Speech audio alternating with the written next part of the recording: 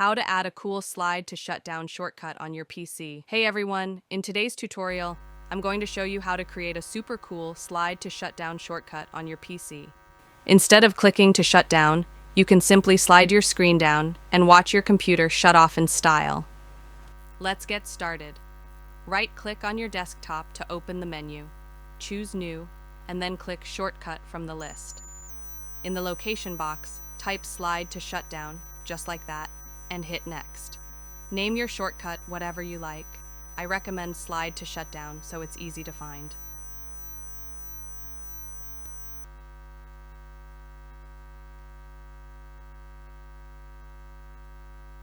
Click Finish and you're done. Now, when you click on this shortcut, your screen will do a slick slide down motion and shut down your computer like magic.